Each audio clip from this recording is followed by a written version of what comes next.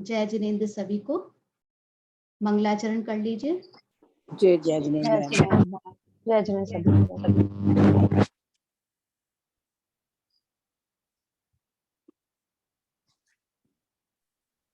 जय जिनेन्द्र। मंगलमय मंगल करण वीतराग विज्ञान, नमो ताहि जाते भय अरहंतादि महान। करी मंगल करी हो महा ग्रंथ करण को काज, जाते मिले समाज सब पावे निज पद राज। इस भव के सब दुखनी के कारण मिथ्या भाव, तिनकी सत्ता नाश करी प्रगटे मोक्ष उपाव। जय जिनेन्द्र। जय जिनेन्द्र। मैं शेयर कर रही हूँ। दिख रहा है स्क्रीन? Yes ma'am. हाँ जी। हाँ, हम लोग मोक्ष मार्ग प्रकाशक ग्रंथ के चौथे अधिकार की चर्चा कर रहे हैं।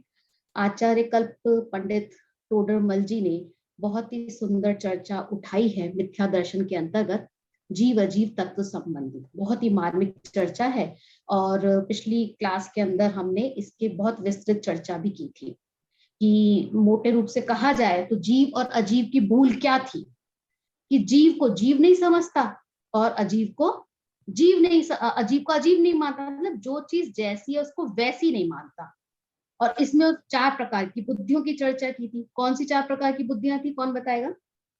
एकत्व बुद्धि, ममत्व बुद्धि, कृतत्व और भोगत्व। हाँ, ये 4 प्रकार की बुद्धियां थी।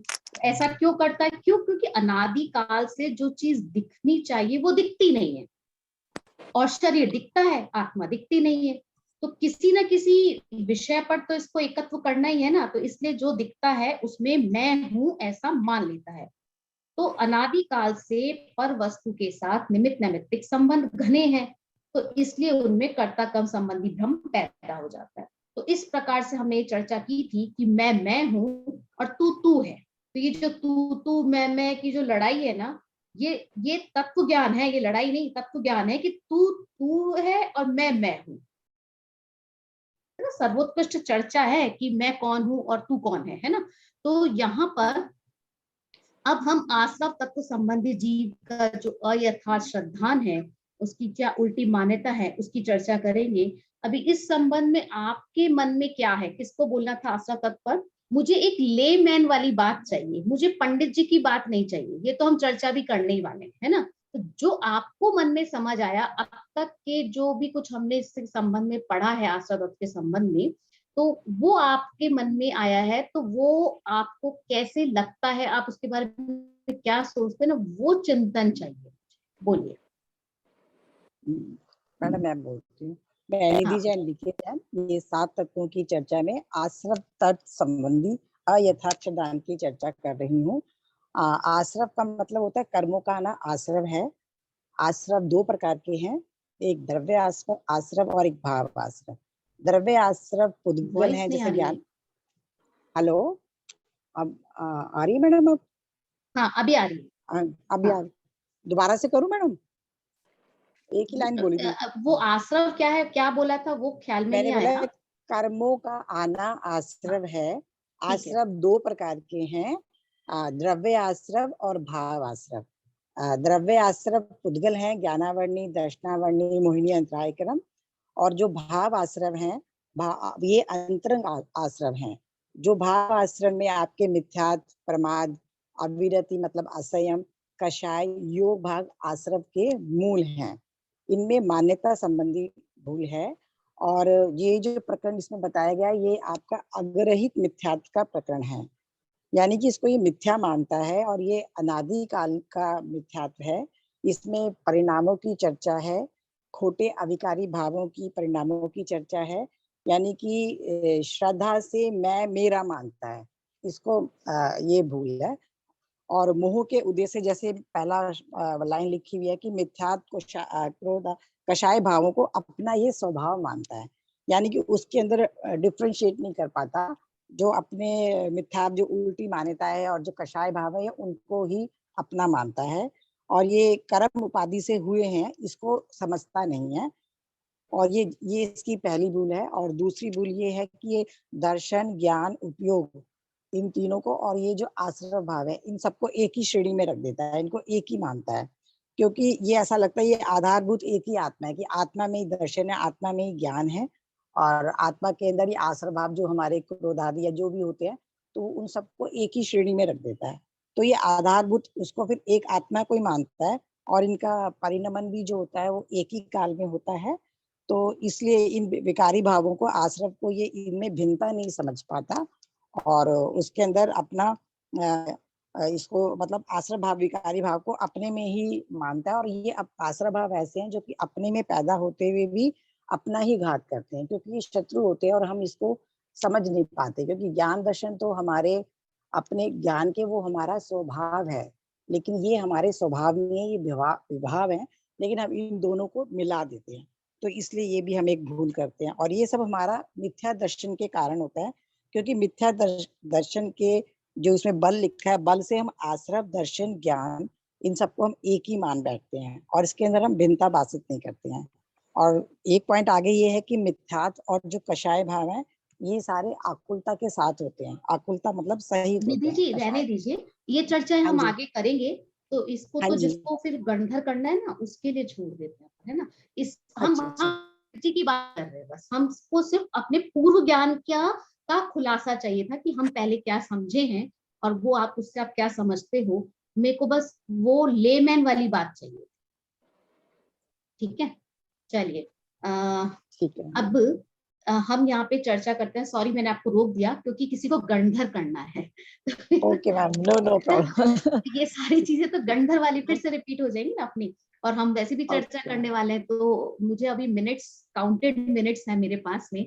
मुझे वैसा ही लगता है कि अगर जैसे किसी ने मेरे को रिटर्न टिकट दे दिया है इस भव से जाने का, तो मेरे पास अनमोल घड़ियां हैं। ठीक है हाँ ना। जी, तो ठीक है मैम। इसलिए मैंने आपको थैंक रोक यू। दिया, सॉरी। नहीं अब नहीं, देखिए, थैंक यू मैम।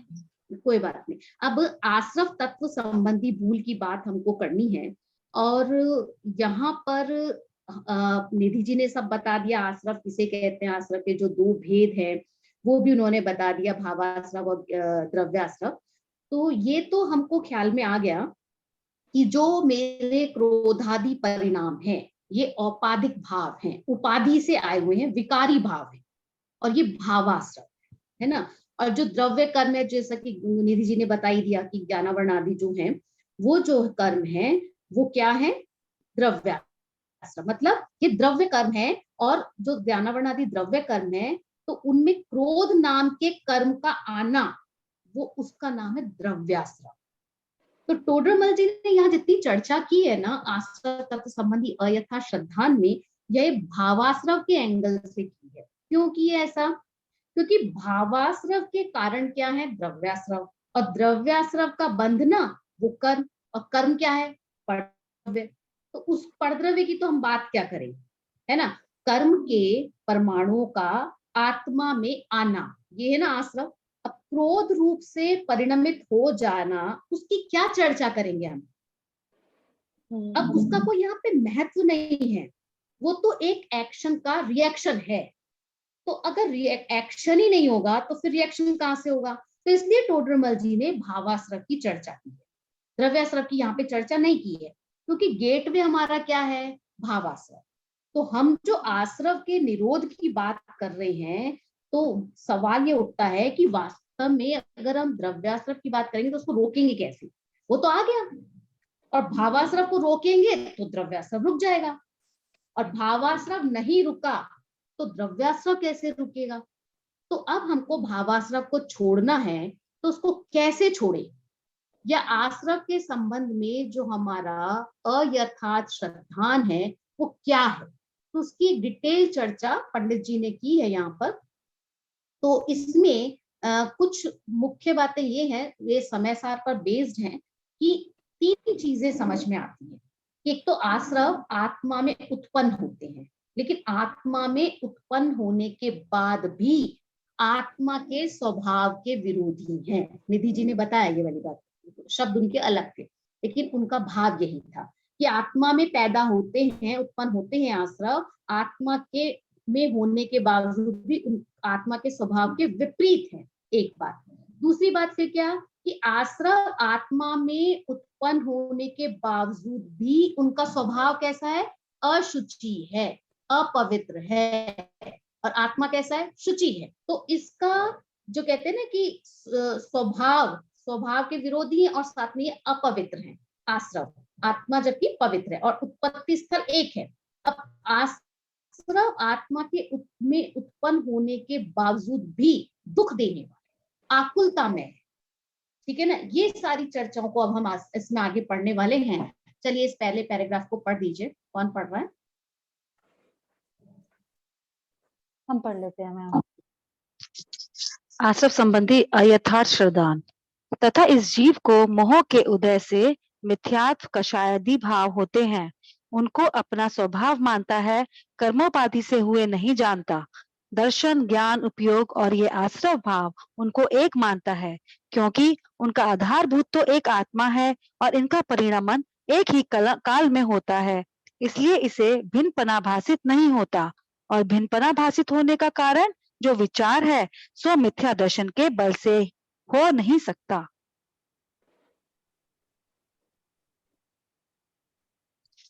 पैराग्राफ तो हमको दिखने में बहुत छोटा सा दिख रहा है, लेकिन इसमें इतनी बातें भरी हैं कि आप कहेंगे कि अब बस करो, आगे बढ़ जाओ। इतनी बातें हैं इसमें, एक एक लाइन के ऊपर, एक एक वर्ड के ऊपर इतनी बातें हैं चर्चा करने की।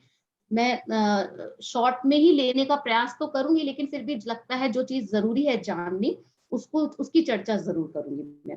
अब यहाँ पे क्या कह रहे हैं पंडित जी, तथा इस जीव को मोह के उदय से, है ना, मोह के उदय से। मोह का उदय कहने का मतलब क्या है? मोहनीय कर्म के उदय से। मोहनीय कर्म, द्रव्य कर्म, है ना। तो द्रव्य मोहनीय कर्म के उदय से। अब ये तो हुआ उदय, बंध का उदय। अब जो पूर्व काल में बंध हुआ था वो अब उदय में आया, तो अब उसके उदय में क्या होते हैं? मिथ्यात्व कषाय आदि भाव होते हैं, परिणाम होते हैं, है ना। अब ये उनको क्या मानता है? ये मेरे हैं, उनको अपना स्वभाव मानता है। उसके नहीं है क्या? भाई मिथ्यात्व रूप परिणमित कौन हुआ? आत्मा ही हुआ ना। और क्रोध रूप परिणमित कौन हुआ? वो भी आत्मा ही हुआ। तो ये भी तो आत्मा का भाव है। अगर आत्मा का भाव है तो आत्मा का माने तो उसमें क्या दिक्कत है? प्रश्न खड़ा नहीं होता। देखो, आत्मा का भाव होने पर भी इसकी रिश्तेदारी आत्मा के साथ नहीं है, ये समझने की बात है। आत्मा की प्रसिद्धि में ये कारण नहीं है। अब जो भाव भले ही आत्मा में पैदा होते हो, लेकिन आत्मा की प्रसिद्धि का कारण नहीं हो, तो हम उसको अपना नहीं कह सकते। लोक में भी ऐसा ही होता है। देखो, अगर हमारा बेटा घर में कोई नुकसान करने बैठ जाए, भाई जवान होने के बाद में कुछ नुकसान करने बैठ जाए, तो उसको पेरेंट्स अपना लड़का नहीं कहते, भले ही कानून के फॉर्म में वो उनका बेटा हो। जैसे रमेश सुरेश का बेटा है, पर सुरेश उसको अपना पुत्र मानने से इनकार कर देता है। क्यों? क्योंकि वो किसी आदमी से उधारी ले या उसने और खा गया, और वो आदमी आकर मांगे कि भाई तुम पिताजी हो, दो। अब वो क्या अपने बेटे की उधारी चुकाएगा? नहीं। वो क्या कहेगा? देखो जी, तुमने हमसे पूछ कर दिए थे क्या? हम तो पहले ही कहते थे कि लड़का हमारे काम का नहीं है, हमारी मानता ही नहीं है। अब पैदा तो उन्होंने खुद नहीं किया ना, बेटा उन्हीं का ही है ना। लेकिन हमारा लड़का होने के बावजूद भी यदि हमारे अनुसार नहीं है, तो वो हमारे काम का नहीं है, तो हमारे अनुरूप नहीं है, हमारी इच्छा के अनुरूप नहीं है, तो उसको हम अपने काम का कह कैसे सकते हैं? हमारे मतलब का ही नहीं है, एक बात। दूसरी बात क्या, जो ये मिथ्यात्ववादी भाव हैं, ये भले ही आत्मा में पैदा हुए, लेकिन इनकी उत्पत्ति की जड़ क्या है, रूट कॉज क्या है? आत्म परिणाम या कर्म का उदय क्या है रूट कॉज? तो इनकी उत्पत्ति का रीजन क्या है निमित्त रूप से कहा जाए तो इनकी उत्पत्ति का हेतु तो है द्रव्य कर्म का उदय। लिखा है ना, जीव को मोह के उदय से मिथ्यात्वादी कषाय होते हैं, उत्पत्ति का हेतु तो है द्रव्य कर्म का उदय। अब इनकी डेंसिटी कम हो ज्यादा हो, वो उसके हिसाब से, किसके हिसाब से? कर्म के हिसाब से। तो जैसे मोह का उदय होगा वैसे परिणाम का उदय होगा। तो ये वाली बात कह रहे हैं, अब जो मिथ्यात्वादी जो भाव हुए वो किसकी वजह से हुए थे? मोह की वजह से हुए थे। तो मोह का उदय निमित्त है ना, और ये क्या है? नैमित्तिक। इसका उपादान कौन है? उपादान है आत्मा।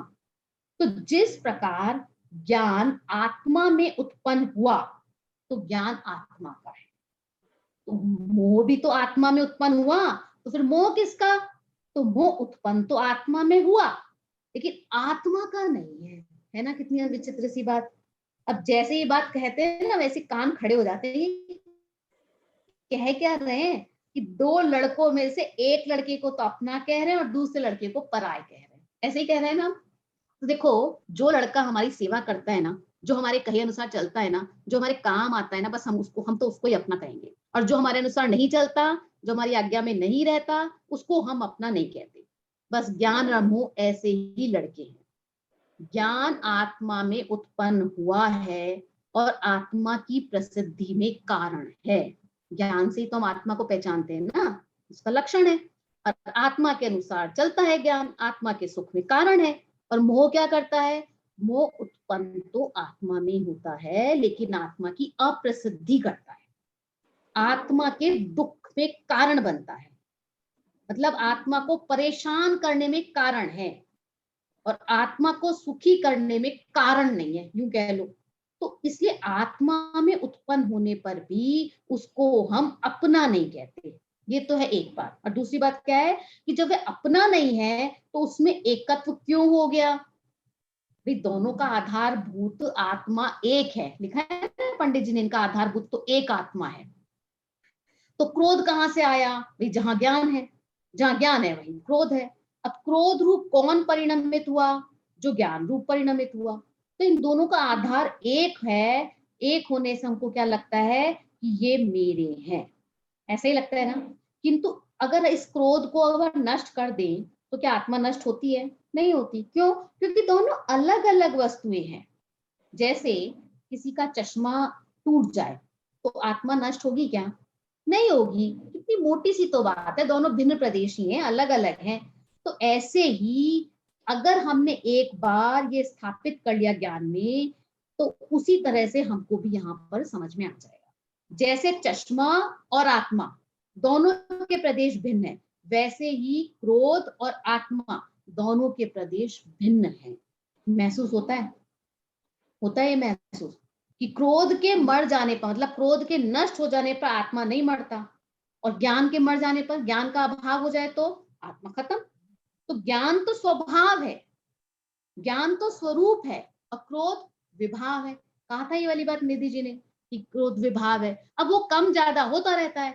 मतलब इसमें पहली भूल क्या निकली कि ज्ञान और क्रोध, इसमें अंतर नहीं समझता, क्योंकि दोनों के पिताजी एक हैं, उत्पत्ति स्थल एक है। उसी आत्मा में ज्ञान उत्पन्न हुआ है और उसी आत्मा में क्रोध उत्पन्न हुआ है। तो जिस प्रकार ज्ञान को अपना समझता है उसी प्रकार वो क्रोध को भी अपना समझता है। ये बात कहना चाह रहे हैं। अब यहाँ पे जो कहा ना, कर्मोपाधि से हुए नहीं जानता, कर्मोपाधि ये भूल है। ये आश्रव तत्व संबंधी अयथार्थ श्रद्धान है कि वो उसको अपना स्वभाव मानता है। देखो स्वभाव क्या होता है? जो सदा एक सा रहे, त्रिकाल रहे, है ना। लेकिन क्रोध क्या, या जो हमारे कर्म है वो क्या त्रिकाल रहते हैं क्या? एक से रहते हैं क्या? आज है कल नहीं। अभी जिस लेवल का क्रोध अभी हो, जरूर थोड़े कि अगले पल वैसा ही रहेगा या 2 घंटे बाद वैसा ही रहेगा, कोई गारंटी नहीं है। तो जो स्वभाव नहीं है उसको ये स्वभाव मान लेता है। और कर्मोपाधि से हुए ऐसा नहीं जानता। उनको कर्मोपाधि से हुए ऐसा अगर माने तो क्या लाभ? तो ताकि ये बात पता चल जाए कि ये कर्मोपाधि से मानने से क्या फायदा होगा कि ये एक्सटर्नल है, कर्म की उपाधि से तो एक्सटर्नल एलिमेंट है। अब एलिमेंट एक्सटर्नल है तो इसको हटाया जा सकता है ना। क्रोध क्यों हुआ था? क्रोध के उदय के कारण कौन था? द्रव्य क्रोध के उदय का कारण कि उसमें आत्मा का इन्वॉल्वमेंट नहीं था, कर्म का इन्वॉल्वमेंट था, यानी द्रव्य कर्मों के कारण वह क्रोध हुआ। अब कितनी अच्छी बात है कि अगर हम इसको ये मान लें कि उपाधि से होता है, उपाधि के कारण पैदा हुआ है, तो उपाधि जाएगी, कर्म की उपाधि जाएगी तो वो खत्म हो जाएंगे। जैसे एक छोटा सा एग्जांपल लेते हैं स्फटिक मणि का। स्फटिक मणि कैसी होती है? ट्रांसपेरेंट होती है, उसके सामने जो कलर रखो वैसे ही कलर दिखने लगता है। तो किसी बच्चे की हो और उसके आगे आप कुछ लाल कलर डाल दो, अब बच्चा क्या सोचेगा, क्या सोच के परेशान होगा, मेरी मणि तो खराब हो गई, ये तो लाल रंग की हो गई, मेरी तो सफेद थी। और समझदार आदमी का परेशान होगा क्या? नहीं होगा, क्योंकि उसको उसको स्वभाव पता है कि ये जो लाल रंग दिख रहा है ये इसका नहीं है, ये तो टॉर्च का है, ऊपर से आया हुआ है। अगर टॉर्च बंद कर देंगे तो लाल रंग नहीं दिखेगा। ऐसे ही आत्मा में जो क्रोध है, वो क्रोध किसका है? कि वो टॉर्च का है। टॉर्च बंद होगी तो क्रोध अपने आप बंद हो जाएगा। वो विदेशी है, जो क्रोध है वो विदेशी है, आएगा और जाएगा, रुकने वाला नहीं है। ये भेद ज्ञान का तरीका है, ये हमको समझना चाहिए। अब अगर हम उसको भारी तत्व समझ लेते हैं तो उसमें हमको परेशान होने की जरूरत नहीं है। क्यों? क्योंकि क्रोध के ज्ञाता बन जाओ। क्रोध को नष्ट करने का उपाय क्या होगा फिर? द्रव्य कर्म को हमें हटाना नहीं है, द्रव्य कर्म को हम हटा सकते नहीं है। वो तो उद्यावली में आ गया तो आ गया, तो फिर उसको हटाने का उपाय क्या है? एक ही उपाय है, ज्ञाता बन जाओ। जो हम मंदिर में दर्शन करने मूर्ति के जाते हैं वो ज्ञाता दृष्टा, वही एक स्वभाव, बस उतना ही करना है। तो जैसे ही क्रोध उदय में आया वैसे क्रोध रूप परिणाम मत करो, उसके साथ एकत्व मत करो। अब एकत्व नहीं करोगे तो क्या होगा? तो आगामी काल में आपका क्रोध नहीं होगा। तो आगामी काल के लिए मतलब भविष्य के लिए अब आपका आश्रव नहीं होगा, क्रोध हट जाएगा। ये चीज मैंने कई बार जब भी लोग कुछ बात करते हैं तो मैंने अक्सर ये बात कही है कि परिणाम तो देखो औदैहिक हैं, वो आएंगे, उन पे हमारी चलती नहीं है। चलाना कहाँ है? अपने परिणामों पर, कि अब हम उनसे जुड़ाव ना करें। अगर हमने राग किया तो भी संसार है, द्वेष किया तो भी संसार है, और उनसे न्यूट्रल हो गए तो संसार का अभाव है। तो ये छोटी छोटी चीजें हैं, भले ही हमने अभी चारित्र अंगीकार नहीं किया है लेकिन अभ्यास तो कर सकते हैं। ऐसा थोड़ी है कि हम चारित्र अंगीकार करेंगे उसके बाद ये सब होगा। हम इतने पुण्यशाली नहीं है गौतम गंधर जैसे कि समोषण का द्वार देखा और हमको वो मान स्तंभ देखते ही हमको सारा ज्ञान एक साथ हो जाए। और वो सब भी इसलिए हुआ था कि पूर्व की तैयारियां थी, एक भाव का काम नहीं था वो। तो हमको ये चीजों पर ध्यान देना चाहिए। अब आत्मा में उत्पन्न होने वाले जो क्रोधादि परिणाम है वो आत्मा के होने पर भी आत्मा के नुकसान में निमित्त होने से आत्मा के नहीं कहे जाते। इस बात को निधि जी ने भी कहा कि आत्मा की वो इसलिए नहीं कहे जाते क्योंकि वो आत्मा का नुकसान पहुंचा रहे हैं। तो ये चीज हमको ख्याल में आनी चाहिए कि अब हमको किसके साथ एकापना करना चाहिए और किसके साथ नहीं करना चाहिए। अब ऐसा क्यों होता है? क्योंकि इनका आधारभूत तो एक आत्मा है, तो इनका परिणाम एक ही काल में होता है। मतलब जो ज्ञान की धारा है और जो कर्म की धारा है दोनों पैरेलल चलती है, एक साथ चलती है। तो जिन प्रदेशों में ज्ञान है उसी प्रदेशों में हमारे कर्म है, क्रोध है। अब क्रोध के काल में भी ज्ञान है, ऐसा थोड़ी कि जब हम क्रोध करें तो हमारा ज्ञान गायब हो जाता है। लेकिन ज्ञान अलग है, क्रोध अलग है। और ये भिन्नता को कौन देख सकता है? इस भिन्नता को भी ज्ञान ही देख सकता है और कोई नहीं देख सकता। अब एक ही पर्याय में ज्ञान भाव अलग है और क्रोध भाव अलग है। ज्ञान ज्ञान का है और क्रोध क्रोध का है। और ये निर्णय कौन कर रहा है? ये निर्णय भी ज्ञान ही कर रहा है। तो ये क्या है? संवर की विधि है कि हमको द्रव्य में कुछ नहीं करना, केवल जानना जानना जानना ही है। अपने को अपना जानना है। जानना है तो क्या जानना? अपने को अपना जानना है। फिर क्या कहा आगे? इसलिए इसे भिन्नपना भासित नहीं होता, भासित नहीं होता। अब बताइए, और भिन्नपना भासित होने का कारण जो विचार है सो मिथ्या दर्शन की बल से हो नहीं सकता। ये जो अंतिम लाइन लिखी है ना, ये अब ये सभी पैरा मतलब जिसे कहते हैं ना आगे सभी में के अंदर शामिल हो जाएगी, क्योंकि अज्ञान है ये। अब अज्ञान दूर क्यों नहीं होता? कि जिस विचार से मिथ्या दर्शन दूर होए वो विचार नहीं होता। और ये वाली बात पंडित जी ने जीवाजीव की संबंधी जो भूल है ना, आप पेज इससे पहले वाला जो पेज है 82 पेज है, इसमें मैं शायद दिखा नहीं पाऊंगी फिर मेरा डिस्टर्ब हो जाएगा। आप अपनी बुक में देखिए पेज 82 पर फर्स्ट पैराग्राफ के अंदर ही वहां पे लिखा है, ये सेम बात लिखी हुई है। इसलिए भिन्नता भासित नहीं होती, और जिस विचार द्वारा भिन्नता भासित होती है वह मिथ्या दर्शन के जोर से हो नहीं सकता। सेम यही इसी टाइप की बात है।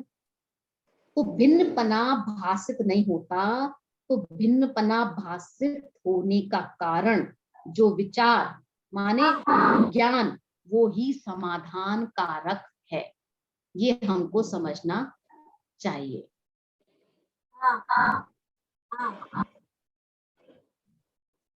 अभी तो ये कहा कि भाई स्वभाव जुदा है, भाई जो बात कही है भिन्नपना भासित नहीं होता, तो भिन्न ये मैं म्यूट कर रही हूँ रीटा जी, म्यूट नहीं हो रहा आपका।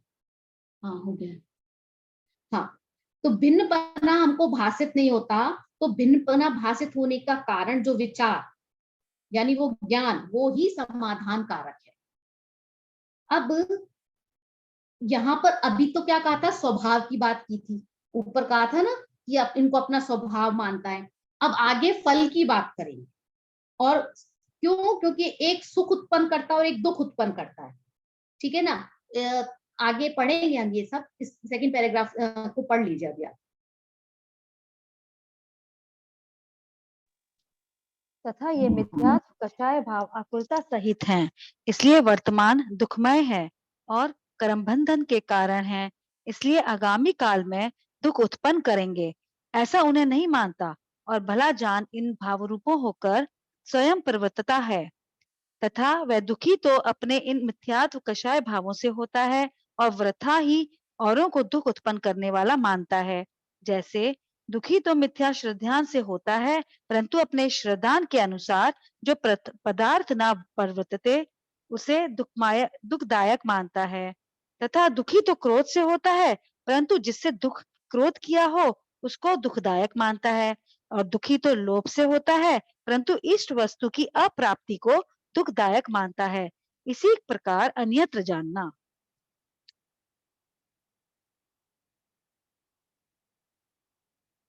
देखिए, मिथ्यात्व कषाय भाव आकुलता सहित है ना। ये तो एक तरह से फैक्ट है, एक सिचुएशन है कि ये मिथ्यात्व कषाय भाव कैसे हैं, आकुलता सहित है।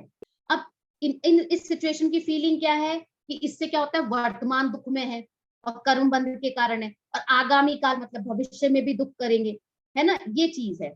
तो है तो कैसे, दुख रूप और दुख के कारण। और ये इनको कैसे ऐसे नहीं मानता, इनको दुख रूप नहीं मानता। किसको दुख रूप नहीं मानता, मिथ्यात्व और कषाय भाव को, जबकि वो दुख के कारण है, ठीक है ना। अभी देखो, पूजा करते समय ख्याल में आता है क्या कि आगामी काल में हमको दुख पैदा करेगी, आता है कभी ख्याल में, आया है कभी? हम तो पूजा कर रहे हैं ना। हम तो सोचते हैं अच्छा ही होगा आगे, पहले ये सोचते थे। है ना, हमें क्या लगता है इससे पुण्य बंधेगा, पुण्य बंधा ना, पुण्य छूटा थोड़ी है, पुण्य बंध रहा है। तो हमने तो बंधने को भी मजेदारी मान रखी है। किसी को कहो कि नरक जाओगे, एकदम नाराज हो जाए, और कहो स्वर्ग जाओगे तो एकदम प्रसन्न। तो नरक क्या है, हमको लगता है दुख रूप, और स्वर्ग क्या लगता है, सुख रूप। ये बंध तत्व संबंधी भूल है, नहीं है भूल। तो अभी क्या है कि ये दुख रूप है और दुख के कारण है, लेकिन इनको दुख रूप नहीं मानता। तो अब आप कह सकते हो कि भैया आप कैसे कह सकते हो ये वाली बात की वो नहीं मानता करके। भाई इसलिए कहते हैं कि हमको दिखना है, क्योंकि हम आश्रव को दिखा सकते हैं। कैसे कि क्रोध कषाय करो तो अपने को लगता है ना कि क्रोध कषाय की तो अच्छा नहीं किया है ना, और लेकिन मान करो तो मान में तो हमको फीलिंग ही नहीं होता कि ये नहीं करनी चाहिए हमको। हम तो कोई फील ही नहीं करते इस चीज को, हमें कषाय ही नहीं लगती, जबकि हम कहते तो है कषाय है, लेकिन हमको व्यवहार में कहाँ फील होता है। ऐसी कोई रोए तो फिर भी लोग कह देंगे भाई रो नहीं, अच्छी बात नहीं। और कोई हंसे तो खिलखिलाकर, तो कौन कहता है कि बुरा काम कर रहे, खुश होते हैं ना कि देखो कितना खुश है, देखो, है ना। तो आश्रव जो कहे ना दो प्रकार के हैं, एक शुभ है वो पुण्याश्रव है, और एक पाप है जो अशुभ है, जो पाप आश्रव है। अब अगर किसी से हिंसा हो जाए, मान लीजिए कोई चींटी पैर के नीचे आ जाए, या ये समझ लो किसी ने चींटी को कुचल दिया, है ना। अब हम उसको कुचलता हुआ देख सकते हैं, कैसा लगता है हमें, कैसा हिंसक है, इतना भी नहीं देख कर चल सकता क्या, अरे नालायक है क्या, पापी है क्या, कितना गुस्सा आता है हमको ये सब देख करके, आता है कि नहीं आता। तो ये अशुभ है ना। अब इसके विपरीत शुभ में देखो, अब जैसा अशुभ है वैसे ही शुभ भी होना चाहिए ना, आश्रव है तो, है ना, लगना चाहिए ना वैसा। अब ये जो हम कहते हैं ना देव पूजा, गुरुपास्ती, ये स्वाध्याय, ये सब हम षट आवश्यक के अंदर जो गिनते हैं, वो क्या है, वो शुभ है कि नहीं है। अब आप कहोगे अभी तो आपने पिछले 2 साल पहले तो 1 साल पहले तो पढ़ाया था शटावशक क्या करने योग्य, अब आप कह रहे हो कि ये भी है ना छोड़ने वाली बात होगी क्योंकि ये तो आश्रव हो गया। भाई मोक्ष मार्ग के साधन मतलब सहायक फॉर्म में है, ये बात सही है, लेकिन किस तरह के साधन है ये तो विचार करना ना। आप इसको मोक्ष मार्ग के साधन डायरेक्ट नहीं कह सकते, सहचारी हैं, साथ में चलते हैं, पर ऐसा नहीं है कि इनके कारण मोक्ष मार्ग हो जाएगा। मोक्ष मार्ग के नाम पर तो इनका कदम कदम पर खंडन किया गया है शास्त्रों में, ये सिर्फ साथ में चलते हैं। अब एक बात बताओ, जो संसार का कारण हो वो मोक्ष का कारण कैसे हो सकता है। संसार का कारण क्या है, आश्रव और बंध, और मुक्ति का कारण क्या है, संवर और निर्जरा। लेकिन हमारी समस्या ये है कि जब जब हम संवर निर्जरा की चर्चा करते हैं तब हमें शुभ भाव रूप संवर निर्जरा ध्यान में आती है, शुद्ध भाव रूप संवर निर्जरा का ख्याल ही नहीं आता। इसलिए हमारे दिमाग में क्या फीड हो गया कि संवर निर्जरा माने शुद्धोपयोग की जो क्रिया है ना वो नहीं, शुभोपयोग की क्रिया, ये फीड है हमारे माइंड में संवर निर्जरा के नाम पर, शुभोपयोग की क्रिया। लेकिन समस्या यही है, देखो शुभोपयोग को संसार का कारण कहने पर जिसे कहते हैं ना लोगों के फेशियल एक्सप्रेशंस चेंज हो जाते हैं, लोगों को ये सुनने की ताकत नहीं है, मानना तो बहुत दूर की बात है। लेकिन इस बात को आज मानो कल मानो, चाहे शुभ भाव हो चाहे अशुभ भाव हो, दोनों आश्रव हैं। आश्रव होने से संसार के कारण है और संसार के कारण होने से दोनों छोड़ने योग्य। अब बताओ, आप ऐसा कहोगे क्या एक छोड़ने योग्य एक नहीं, अरे कारण है तो छोड़ना ही पड़ेगा ना। अब बताओ बेड़ी कौन सी अच्छी है, ये समय में कहा है, प्रवचन साहब में कहा है आचार्य कुंड कुंड ने, कौन सी बेड़ी अच्छी है, सोने की या लोहे की। पंडित बनारसी दास जी ने भी तो बहुत खड़ी भाषा में कहते हैं, बहुत स्ट्रॉन्ग वर्ड्स में पुण्य पाप का विवेचन किया, हमने पढ़ा है ये। बेड़ी तो बेड़ी में बंधना नहीं लगता, उस अच्छा बुरा मानना ये अपने आप में मिथ्यात्व है। ऐसे ही जो संसार के कारण है उसमें से कुछ को शुभ रूप और कुछ को अशुभ रूप मानना ये अज्ञान है। इससे कब इसको करने से मोक्ष होगा, इसको करने से हमारा भला होगा, ये मानना अज्ञान है, ये हमको समझना पड़ेगा।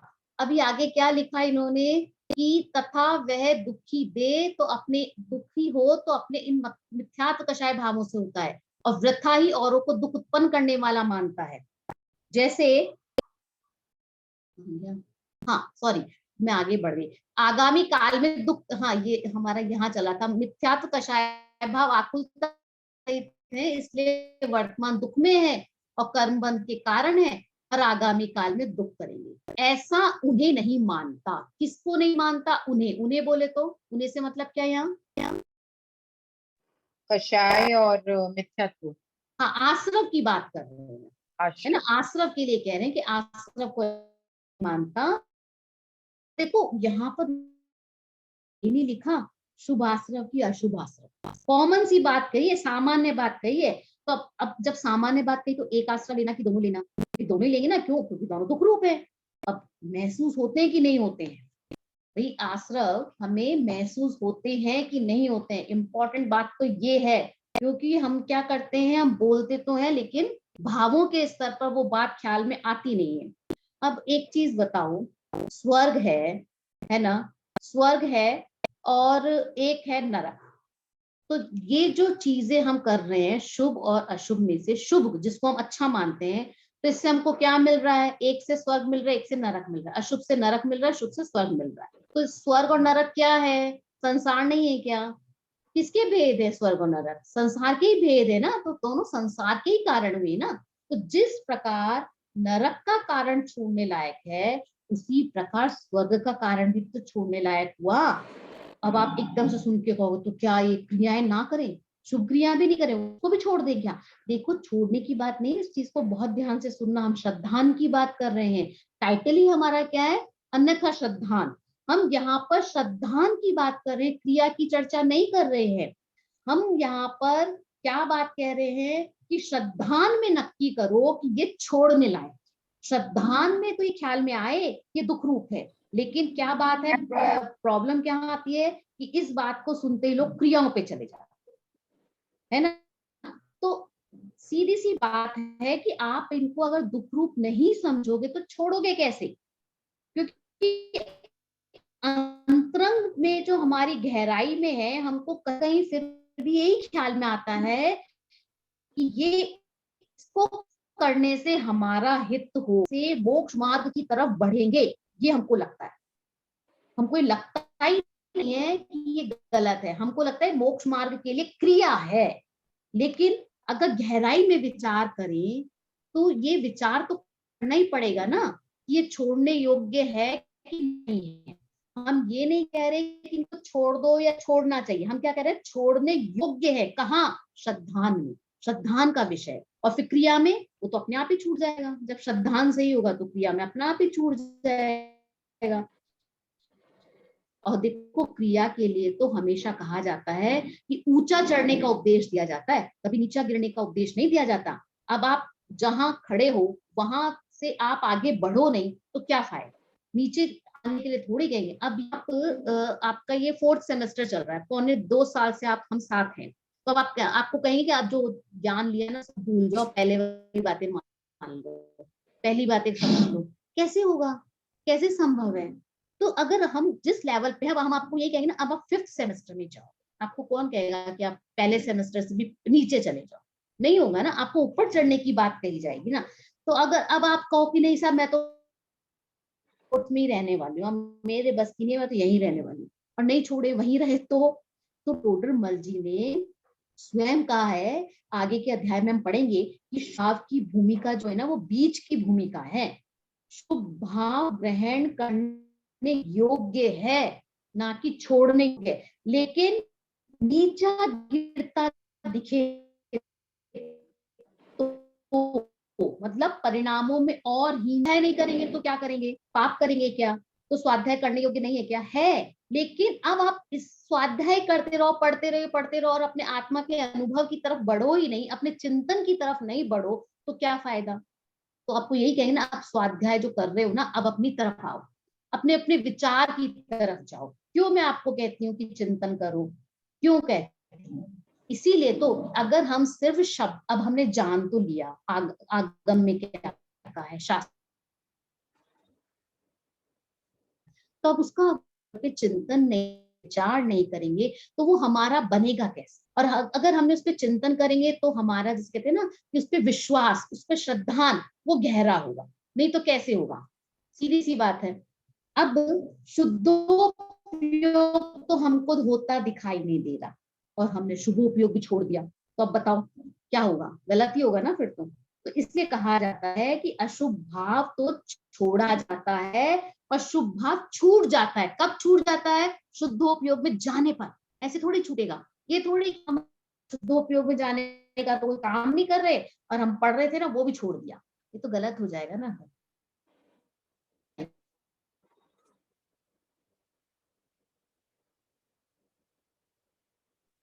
मैम आपकी आवाज नहीं आ रही है।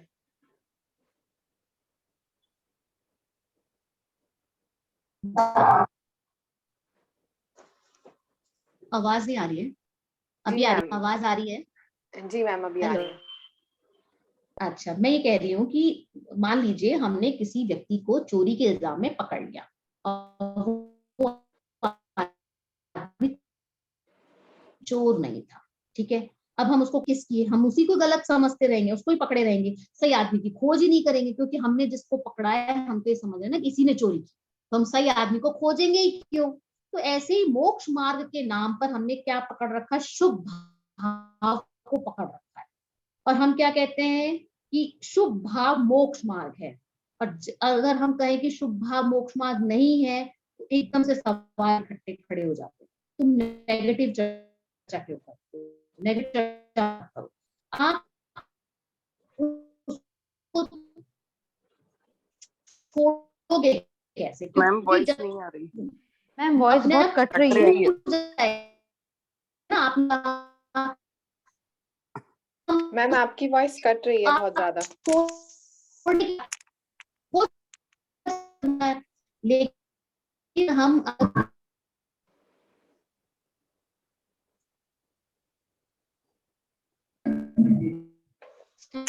यहाँ डिस्टेंस पे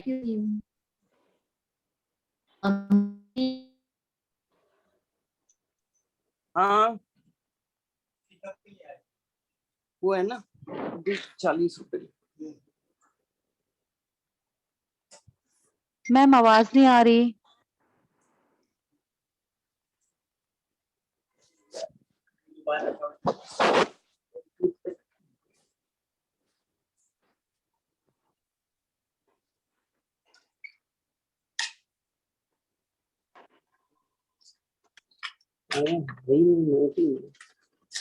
ये है ना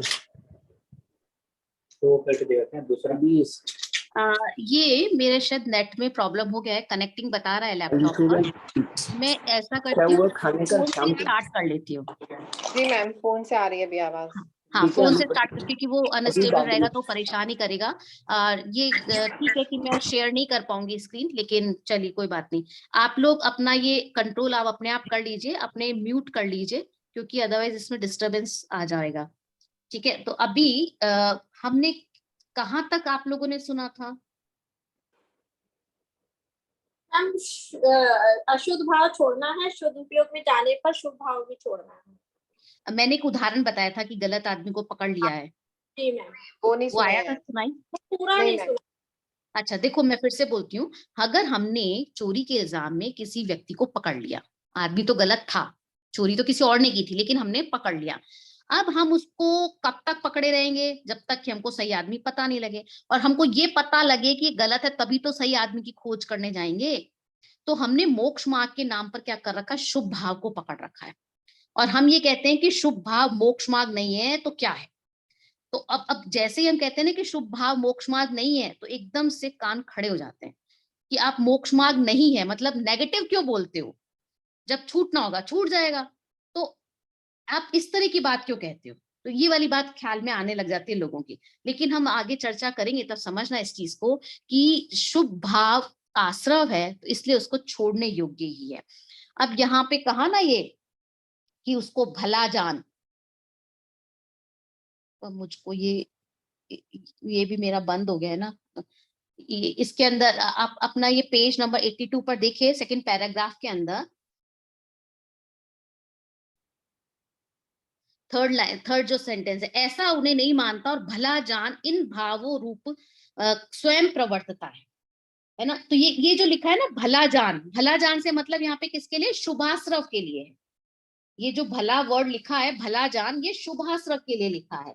और फिर उसके बाद क्या लिखा? इन भावों रूप स्वयं प्रवर्तता है, तथा वह दुखी तो अपने इन मिथ्यात्व कषाय भावों से होता है। अब आश्रव तत्व संबंधी जो भूल है ना, उसमें दूसरी बात आ गई कि परिणामों के एंगल से की थी अभी तक तो बात, फर्स्ट पैराग्राफ में तो परिणामों के एंगल से कर रहे थे। अब जीव दुखी तो है अपने कषाय भावों से, लेकिन कषाय भाव को तो वो सुख का कारण नहीं जान करके उसको क्या मान रहा है? उसको वो उल्टा मान रहा है।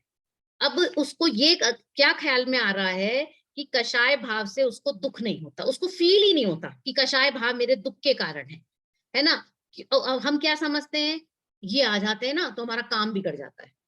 काम तो होने ही वाला था मेरा, इन्होंने भांजी मार दी फोन करके। अब हम दुखी किससे हैं? परभाव से। लेकिन परभाव का तो कोई काम ही नहीं है। अरे मेरे पाप का उदय नहीं हो, मेरे असत्ता का उदय नहीं हो, तो मुझे कौन दुखी कर सकता है? तो अपने उदय को तो पहचानता नहीं है उस, और उलझता किसमें? संयोगों में। देखिए ये हम सबकी रोज की समस्या है, ये ध्यान दीजिएगा इस बात पे कि हम अपने उदय को तो पहचानते नहीं है और उलझते कहाँ है? संयोगों में। और हम उनसे नाराज होते हैं और क्या करते हैं? उनमें फिर से राग द्वेष करते हैं। ये अच्छे हैं, ये बुरे हैं, और ऐसे बहुत तरह के अज्ञान भाव से उसका पोषण करते रहते हैं। तो ये बात हमको ख्याल में रखनी चाहिए कि हम किसके प्रति क्या कर रहे हैं, कि अपने उदय का विचार करेंगे तो दुखी नहीं हो। देखो हमने राम कहानी में देखा था, सीता ने किस तरह से अपने आप को, अपने उदय का विचार करके अपने आप को बचा लिया था कर्मों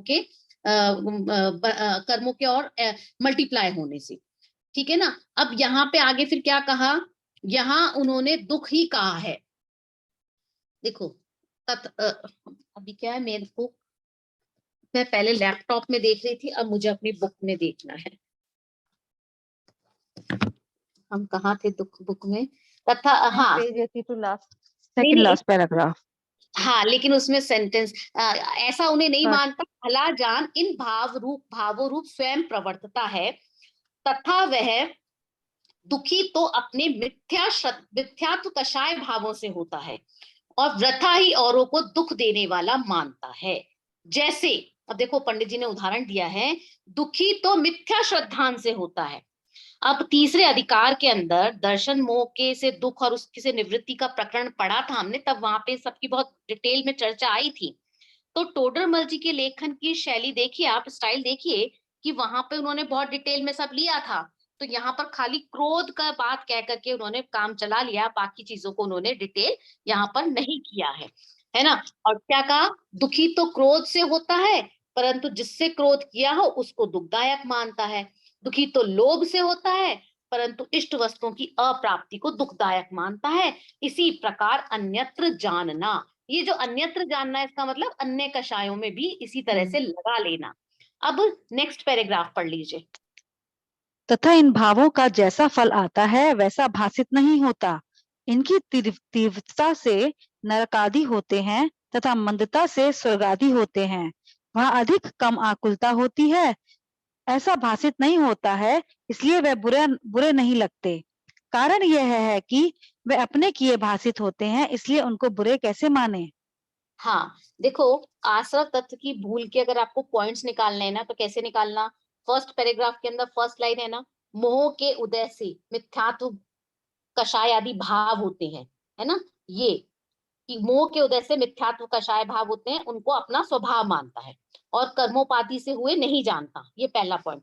दूसरा पॉइंट दूसरे पैराग्राफ में आ गया कि मिथ्यात्व कषाय भाव आकुलता सहित हैं, इसलिए वर्तमान दुख में है और कर्म बंध के कारण है, इसलिए आगामी काल में दुख उत्पन्न करेंगे, ऐसा नहीं मानता। फिर तीसरे पैराग्राफ में तीसरी बात आ गई, 3 पॉइंट्स आ गए आश्रव भूल की, कि इन भावों का जैसा फल आएगा वैसा उसको भासित नहीं होता। क्यों नहीं होता, इनका फल कैसे आएगा भाई, आश्रय का फल क्या आएगा, पूजन करी हमने तो पूजन का फल क्या आएगा, पुण्य। तो पुण्य बंधन से क्या होगा, पुण्य बंधेगा तो उससे क्या होगा, उदय में आएगा। अब उदय में आने से क्या मिलेगा, या तो संसार मिलेगा या मोक्ष मिलेगा। तो अब पुण्य के उदय में तो हमको संसार ही मिलने वाला है।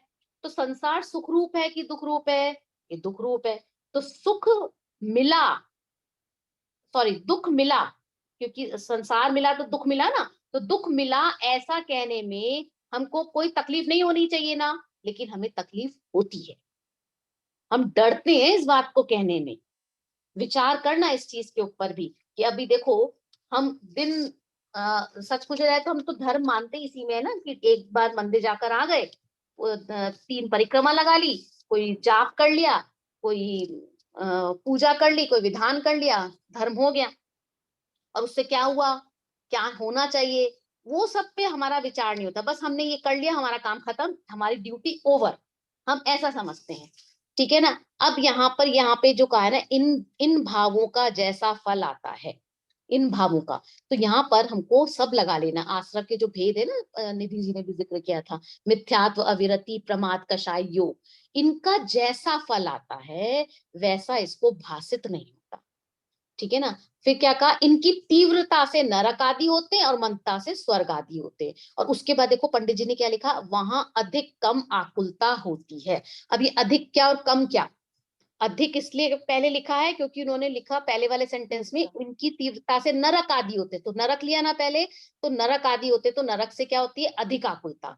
बाद में क्या लिया, मंदता से स्वर्ग आदि होते हैं, तो स्वर्ग आदि से क्या होती है, आकुलता कम होती है। इस तरह से देखिए, ये एक मनोविज्ञान है देखा जाए तो। आगे जो बात कह रहे हैं ना कि अपने किए भाषित होते उनको कैसे बुरा माने, और ऐसा भाषित नहीं होता इसलिए बुरे नहीं लगते, ये मनोविज्ञान है। देखा जाए ना तो पंडित जी ने जगह जगह बहुत अच्छे साइकोलॉजी के, जिसे कहते हैं ना कि फैक्ट्स रखे हैं। जैसे कभी भी कोई बात कहनी होती है ना, शिष्य जहाँ कहता है उसकी बात को पहले एक्सेप्ट करते हैं और फिर उसके अगेंस्ट में कहते हैं। ये साइकोलॉजिकल फैक्टर है कि अगर आप सामने वाला कोई बात कह रहा है और उसको आपने नेगेट कर दिया, उसको सीधा ही मना कर दिया, वो सुनेगा नहीं। पहले उसकी बात को थोड़ा मानो, अब वो सुनने के मूड में आएगा क्योंकि आपने एक्सेप्टेंस दी ना अपनी, अब वो आपकी बात सुनेगा। तो हमेशा कभी भी अपनी बात प्रस्तुत करनी है तो पहले उसकी बात को थोड़ा स्वीकार करो। अब वो कितने लेवल पर, बात के ऊपर डिपेंड करता है कि भाई हाँ जो तुम बात कह रहे हो तो ठीक है, परंतु, अब पंडित जी का परंतु शुरू हो जाता है। तो वो ये एक फैक्ट है दुनिया में। कहीं भी जब भी कभी कोई डिबेट होती है, कोई चर्चा होती है, गोष्ठियां होती है, तो वहां यही फैक्टर काम में लिया जाता है कि पहले सामने वाले की बात कहो और फिर उसके बाद में उसके विपरीत बात कहो, तो सामने वाला सुनने को तैयार होता है। ये मनोविज्ञान है। तो क्या कहा कि अपने किए भाषित होते हैं, इसलिए उसको बुरा कैसे माने। अब देखो, दूध खुद से उफन जाए तो ध्यान नहीं था, और बच्चे से उफन जाए तो ध्यान नहीं रख सकते। तुमको बोल के गई थी ना कि ध्यान रखना। अब खुद से कोई काम बिगड़ जाए तो हमारे पास जस्टिफिकेशन होता है ना, और दूसरे से बिगड़ जाए तो उसकी नालायकी दिखाई देती है। ये तर्क है कि खुद ने किए तो अब कैसे कहे कि मैंने गलती की है। बहुत हिम्मत चाहिए इस बात के लिए। देखो, मैंने ही आपको पढ़ाया था ये वाली बात कि स्वाध्याय करना चाहिए, पूजा करनी चाहिए, है ना, ये शट आवश्यक है। और आज मैंने क्या कह दिया, ये शुभ भाव है, ये छोड़ने योग्य आश्रव है ना। कितनी कठिन बात नहीं है, कितनी अपोजिट बात हो गई है ये, कि एक बार तो ये कहा और अभी वही समझना। हमको अगर ऊपर की मंजिल पे चढ़ना है तो पहली मंजिल पे जो कदम रखा था ना, उसको छोड़ करके दूसरे पे रखना पड़ेगा। दूसरी सीढ़ी पर पैर रखे बिना आप ऊपर कैसे पहुंचोगे। तो पहली को छोड़ना पड़ेगा। पहले जो एक्सेप्ट किया था ना, वो पहले उस लेवल की बात की गई थी, और उसके बाद जब ऊपर चढ़ेंगे तो धीरे धीरे लेवल्स बढ़ते हैं। एकदम से कैसे कह देंगे, एकदम से क्या हम ऊपर चढ़ जाते, क्या लिफ्ट भी नहीं ले जाती, वो भी फ्लोर वाइज ही ऊपर लेकर जाती है। तो हमको ये बात समझनी है। दौलत राम जी ने, अगर आपको छैडाला की पंक्ति याद हो, आश्रव दुखकार घनेरे, सच पूछा जाए ना, ये पंक्ति हमें हमारे दिमाग में छप जानी चाहिए। आश्रव दुखकार घनेरे, बुद्धिवंत तिने निर्वेरे। आश्रव दुखकार घनेरे, ये याद रह जाए ना, तो जो हमारे डेली बेसिस पर क्षण क्षण जो आश्रव बंध रहे हैं ना, हमें ख्याल में आएगा दुखकार घनेरे, आश्रव दुखकार घनेरे। तो आप वहां से विरत हो जाएंगे, वहां से हट जाएंगे। ये आश्रव दुखकार है। और कैसे दुखकार है, घनेरे कहा गया, घने। यहाँ पर ये नहीं कहा है कि पाप दुखकार घनेरे, आश्रव दुखकार घनेरे, कॉमन बात कही है। और जब आश्रव कॉमन बात कही है तो अब समझ जाना, पाप भी और पुण्य भी। तो आश्रव के लिए बात जो कॉमन कही जाती है ना, तब हमेशा इस चीज का ध्यान रखना कि वहां पे फिर ऐसा जैसे कहते हैं ना कि भेदभाव नहीं है कि पाप ही अच्छा है कि पुण्य अच्छा है। और बुद्धिवंत, बुद्धिवंत निर्वेरे मतलब सम्यक दृष्टि जीव कह लो, ज्ञानी कह लो, वो उनको क्या करते हैं, निर्वेरे, छोड़ देते हैं। छोड़ देते हैं का मतलब क्या, संसार का कारण है ऐसा मानते हैं। क्रिया में छोड़ने की बात नहीं की जा रही है, मान्यता में छोड़ने की बात की जा रही है, कि वो मान्यता में उसको मानना छोड़ देते हैं। यहाँ क्रिया में ग्रहण त्याग का उपदेश ही नहीं है। यहाँ पर ये चर्चा ही नहीं है कि क्रिया में क्या होना चाहिए क्या नहीं होना चाहिए। ये चर्चा किसका विषय है, ये चर्चा होती है रत्नकरण श्रावकाचार्य के। क्यों, क्योंकि वो श्रावकों का विषय है। वहां पे चर्चा होती है इस तरह की कि क्रिया में क्या होना चाहिए क्या नहीं होना चाहिए। यहाँ तो चर्चा चल रही है मान्यता में क्या होना चाहिए, और वो बहुत गहराई से उठाई है पंडित जी ने चर्चा भी। जो आश्रव तत्व की भूल है, उसका अगर हम सेंट्रल आइडिया सोचे तो क्या है कि देखो, हम क्या कर रहे हैं कि कुछ आश्रवों को तो अच्छा मान रहे हैं और कुछ को बुरा मान रहे हैं। ये भूल है, ये ऐसा मानना, जबकि सारे ही आश्रव दुख के कारण है, बुरे हैं। और आश्रव बुरे क्यों हैं, क्योंकि संसार के कारण है। या यूं कह लो कि जो आश्रव हैं वो आकुलता के कारण है, दुख के कारण है। और उसमें क्या होता है, जीव को दुख का कारणपना दिखाई नहीं देता, तो ये हमारी आश्रव तत्व संबंधी भूल है। और लास्ट के पैरा में तो क्या कहा कि जैसा उन आश्रमों का फल आता है वैसा उसको महसूस ही नहीं होता, उसको ये आश्रव तत्व संबंधी भूल है, ये महसूस ही नहीं होता।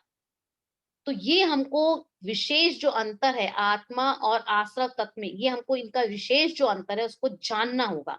और जानना क्या है? संवर है, उसको हमको जानना होगा, समझना होगा। और आत्मा और आश्रव के अंदर विशेष अंतर है, दोनों एक जगह हो रहे हैं लेकिन फिर भी अंतर है, दोनों के स्वभाव अलग हैं, दोनों के कारण अलग हैं, दोनों के फल अलग हैं। तो ये सारी मार्मिक चर्चा हमने यहाँ पर आश्रव तत्व संबंधी अयथा श्रद्धान के अंदर की। अब इस सब के अंदर ही हमको लग गया है 1 घंटा। मुझे पता था कि ये इतना टाइम लग जाएगा। क्यों? क्योंकि कर्मों के आश्रव दिन प्रतिदिन प्रति क्षण हो रहे हैं। अगर हमने इस पे ख्याल ही नहीं दिया और उसको मैंने सिर्फ ये पढ़ करके निकल गई तो क्या फायदा होगा? बताइए आप, कुछ ख्याल में आया 1 घंटे की चर्चा से? बोलिए। मैम, अगर Yes, ma'am. आश्रव को हम एक लाइन में बोले तो आश्रव is anything that we are doing, every activity that we are doing, हर हाँ, चीज, हाँ, मतलब अच्छा बुरा आश्रव नहीं, कुछ भी जो हम कर रहे हैं वो आश्रव। आश्रव, हम सच पूछे आश्रव नहीं पढ़ रहे, हम आश्रव तत्व संबंधी भूल पढ़ रहे हैं। आश्रव का मतलब तो ये है कर्मों का आना, कर्मों का गेट है। इधर ये हमने तो कुछ भी काम किया क्या मन में सोचा, विचारा, मन के हाँ। भावों के एंगल पे, तो वो हमारा अटैच हो जाता है। सेम एक बार बताओ, हम किसी को कॉल करते हैं तो हमारी हिस्ट्री में रिकॉर्ड नहीं हो जाता? फोन के अंदर रिकॉर्ड होता है ना, उसी समय रिकॉर्ड होता है, सेम टाइम पे। और तो गूगल भी करो तो पूरी हिस्ट्री बन जाती है सेम टाइम पे। ऐसा थोड़ी कि आगे पीछे हो रहा है। तो सोचो, ये मतलब तो हम की भी, हाँ, व्यवस्था है। एक्शन हो चाहे सोच ना हो, कुछ जो भी हम कर रहे हैं वो आश्रव है। हाँ, ये तो पुद्गल की व्यवस्था। सोचो चेतन के अंदर, आत्मा में तो कितनी पावर है, तो उसमें हो जाए तो कौन सी बड़ी बात है। पर फर्क ये है कि हमको वो दिखता नहीं है, तो इसलिए हमको ख्याल में नहीं आता। तो हमारे चिंतन का विषय ये बनना बहुत जरूरी है कि मैं जो भी कर रही हूँ, जैसा भी कर रही हूँ, या जो सोच रही हूँ, उसका फल मुझको मिलेगा। उन भावों का फल क्या होगा जो मैंने किए, और वो किसको मिलेंगे? मुझे मिलेंगे। अब आपने छोटी सी बात से बचने के लिए इन केस मायाचारी की या कुछ भी झूठ बोला है, जो भी कुछ किया है, किसको मिलने वाला है? बात तो अभी छोटी थी लेकिन फल तो बहुत रूप में मिल सकता है हमको। प्रथमानुयोग में पढ़ते हैं हम ये सब कि किया तो दोष छोटा था लेकिन फल बहुत सालों तक मिला। तो इसलिए हमको अपने परिणामों पर विचार करना चाहिए, इनका चिंतन करना चाहिए। ये नहीं कह रहे कि आप घर छोड़ दो या काम छोड़ करके बैठ जाओ और अब आप बैठो, अब आप चिंतन करो, नहीं। ये 24 घंटे चलने वाला अनवरत काम है। ज्ञान आपसे अलग हुआ क्या, तो ये काम तो ज्ञान का है। तो जब ज्ञान आपसे अलग नहीं, आप आत्मा हो, आप में ज्ञान है, तो जब तक जिंदा है ज्ञान है, तो जब तक चिंतन रहना चाहिए। ऐसा थोड़ी है कि हमें ना सुबह होगी तब हमें ना मंदिर के लिए जाएंगे, धर्म होगा, ऐसा नहीं है। आप सोते जागते उठते बैठते कहीं भी आ रहे, कहीं भी जा रहे, कुछ भी कर रहे हैं, हर एक्टिविटी के अंदर चिंतन चल रहा है, तो आपका स्वाध्याय चल रहा है। बात वो है, वो समझने की है। और उसको करने से क्या होगा, जब ये चिंतन चलेगा ना, तो स्वयं ये विचार आएगा कि मुझे क्या ये करना चाहिए कि नहीं करना चाहिए। पहले तो फर्स्ट लेवल पे तो हमने पढ़ा, सेकंड लेवल पे अपना विचार चला, फिर थर्ड लेवल पर हमारी क्रॉस चेकिंग होगी, हमें ये सही गलत का निर्णय होगा। फिर जाकर के आगे के लेवल पे जाकर हम थोड़ा रोकने का प्रयास करेंगे, उसमें भी कभी पास होंगे कभी फेल होंगे। और फिर जब उसके बाद और चिंतन चलेगा तब हम थोड़ा और आगे की तरफ खिसकेंगे। पर ऐसा नहीं कि इसमें कोई टाइम गैप लग रहा हो। अब हर एक जीव की अपनी योग्यता है, किसका कब हो जाए, कुछ इसमें कोई कंपैरिजन नहीं है, किसी का भी कभी भी किसी भी समय हो सकता है।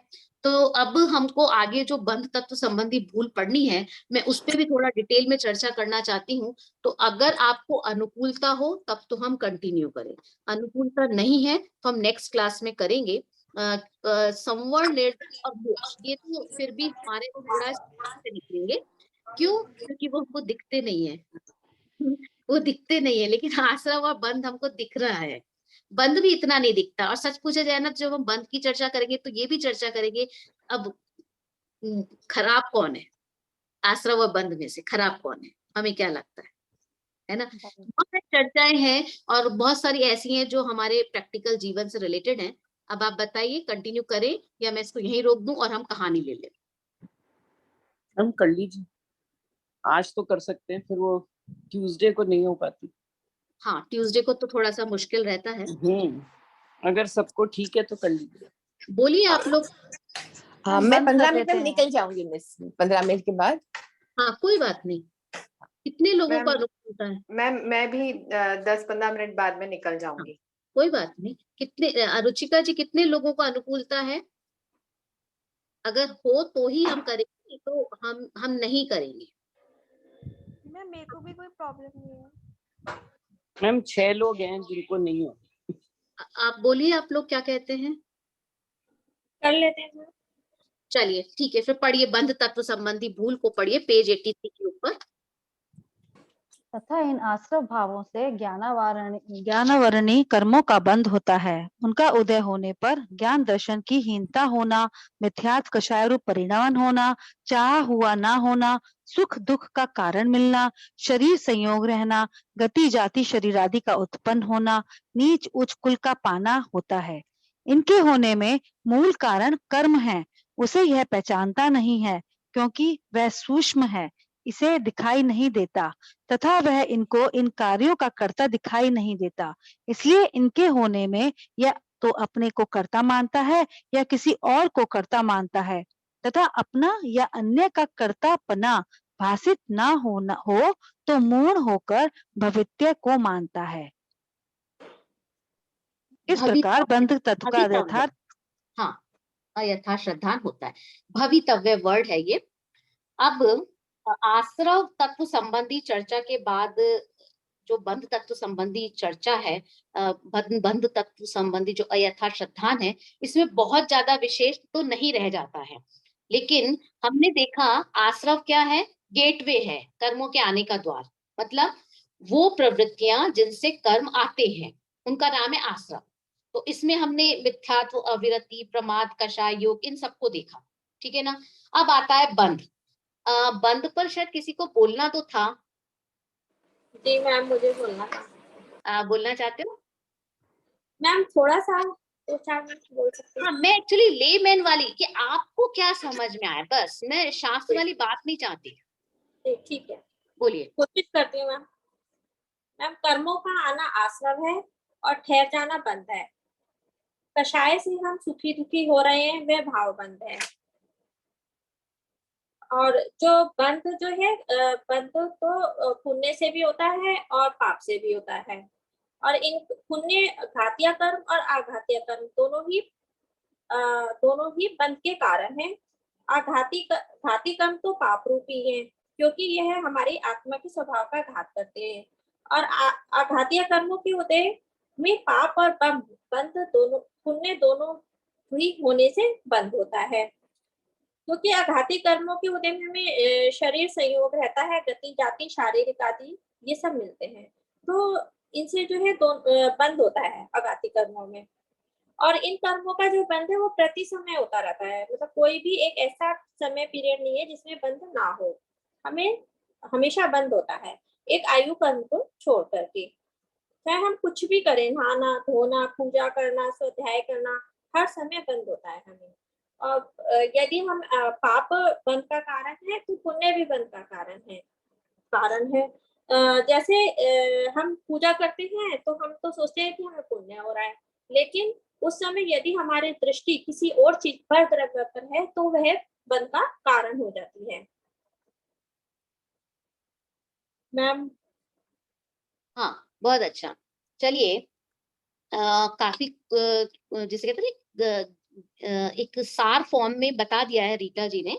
अब देखो बंध क्या है, कि जो मैंने कहा था ना, कर्मों का गेटवे है आश्रव। तो बंध में क्या होता है? वेलकम बोर्ड लग जाता है, स्वागत है। अब वो कर्म आए तो कर्म क्या हो गया, अब वो अपने अपना अपना एरिया ग्रहण कर लेते हैं। हमने पढ़ा था ना दूसरे अधिकार के अंदर प्रकृति प्रदेश स्थिति अनुभाग, हमने शायद तीसरे में पढ़ा है, मेरे को ख्याल में नहीं आ रहा। प्रकृति प्रदेश स्थिति अनुभाग, इस रूप में वो अब डिवाइड हो जाते हैं, परिणमित हो जाते हैं। और फिर क्या होता है, आत्मा के साथ एक क्षेत्र अवघा, एक एरिया के अंदर बंध कर रह जाते हैं। तो इसका नाम क्या है, बंध। तो वास्तव में बंध दिखाई नहीं देता। अब अवधि ज्ञानी कहो, मन पर्याय ज्ञानी, उनको छोड़ दो, बाकी जो मति श्रुत ज्ञानी है उनको ये दिखाई नहीं देते बंध, है ना। कर्म के परमाणु दिखते थोड़ी हैं हमें। अब मैंने कुछ किया, कर्म बंध गया, तो हमको क्या दिखाई देगा, इसमें नहीं दिखाई देता। तो बंध की जो प्रक्रिया है उसके अंदर ये जो बंध नहीं कहना चाहिए, बंधन की जो प्रक्रिया है, कर्म का जो बंधन हुआ, उसकी प्रक्रिया में जो बंध तत्व संबंधी जो भूल है ना, उसकी चर्चा हम कर रहे हैं। अब ये बंध तत्व संबंधी जो भूल है, उसमें हम किस बात को खड़ा कर रहे हैं, हम ये कह रहे हैं कि जो कर्म बंधा है वो तो उदय में आएगा, वो उदय में आएगा, ठीक है। तो बंध तत्व संबंधी भूल के अंदर हम वास्तव में उदय को मुख्य करते हैं।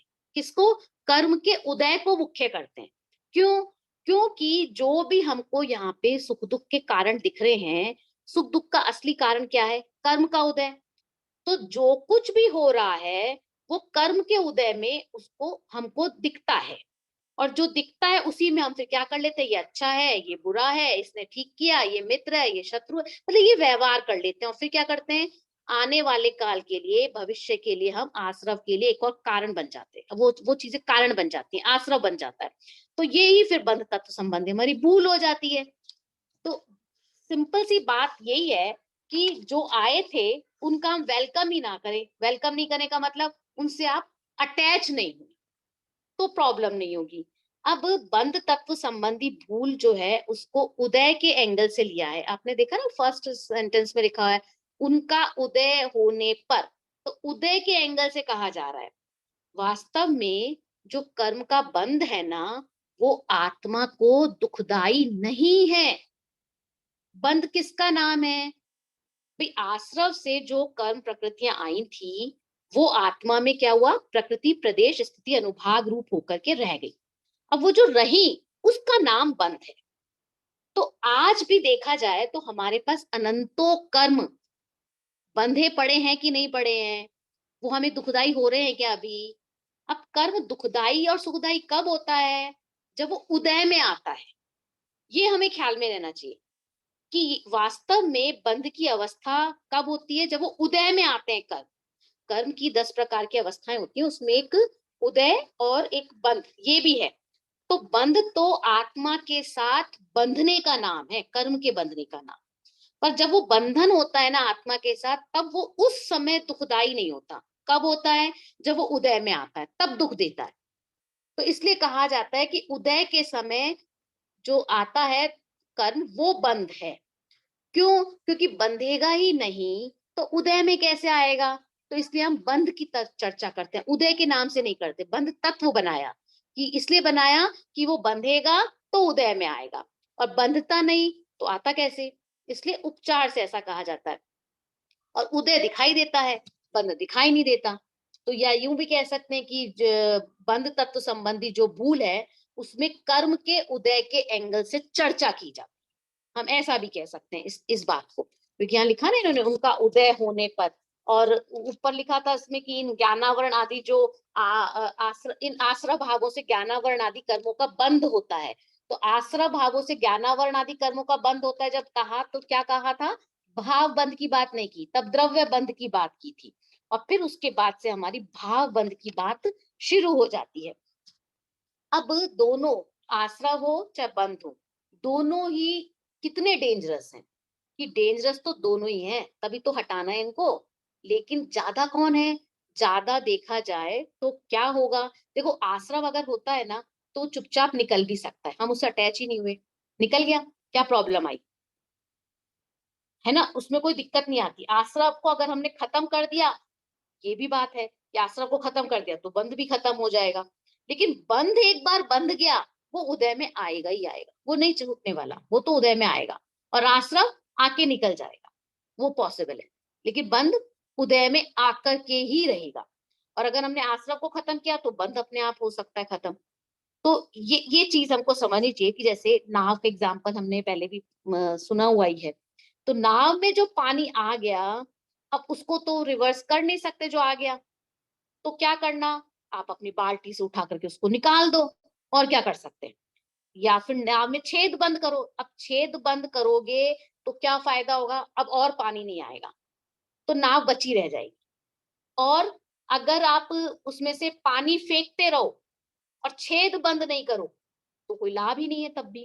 तो इसलिए संवर पूर्वक निर्जरा है तो काम की है, और नहीं तो निर्जरा तो हमारे प्रति समय हो ही रही है। ये तो हम पढ़ ही चुके हैं पहले भी कि प्रति समय हमारे कर्म उदय में आ रहे हैं और खिर भी रहे हैं, पर भविष्य के लिए बंध का कारण नहीं बने, वो उसके लिए वो प्रयोजनभूत नहीं होते। उसमें मोक्ष मार्ग के लिए वो प्रयोजनभूत नहीं होते जो प्रति समय खिर रहे हैं अपने आप ही, है ना, पढ़ा है ना हमने ये सब। अब आगे इन्होंने कहा कि इन आश्रव भावों से ज्ञानावरण आदि कर्मों का बंध होता है ना। अब आगे ये ज्ञानावरण आदि जो कर्म है ना, उन सब का एक एक के साथ लगाकर बता रहे हैं, सबके साथ में लगा रहे हैं जो सिचुएशन है ना। ये तो कि ज्ञान दर्शन की हीनता होना, मिथ्यात्व कषाय रूप परिणमन होना, तो ज्ञान दर्शन की हीनता होना मतलब ज्ञानावरण दर्शनावरण से लगा लिया कि इनसे बंद होता है। और मिथ्यात्व कषाय रूप परिणमन होना, इसमें दर्शन मोह आ गया। फिर चाहा हुआ ना चाहना, इसमें अंतराय कर्म आ गया। अब सुख दुख का कारण मिलना में क्या आया, बताइए। सुख दुख का कारण किससे मिलता है? असाता साता। हाँ, वेदनीय कर्म से हो गया, साता साता हो गया। और फिर कहा शरीर संयोग रहना, ये किससे होगा? नाम कर्म। नाम कर्म। नहीं, शरीर संयोग तो आयु से हो जाएगा ना, है ना। नाम कर्म का तो आगे हाँ, आ गया, नीच गति जाति आती। शरीर आदि का उत्पन्न होना नाम कर्म हाँ। हो गया। और नीच उच्च कुल पाना, ये तो क्लियर ही है कि गोत्र का हो गया, ये 8 कर्म हो गए। तो इन 8 कर्मों के उदय की बात कर रहे हैं, मतलब 8 कर्मों के उदय की बात को बंध तत्व से जोड़ रहे हैं। क्यों? क्योंकि बंध तो दिखाई नहीं देता, और उदय से इसलिए जोड़ रहे हैं कि उदय में ही एक्शन करता है, उदय में ही भूल करता है। बंध में और क्या करेगा, बंध में क्या करने वाला, उदय में आएगा तभी तो भूल करेगा ना।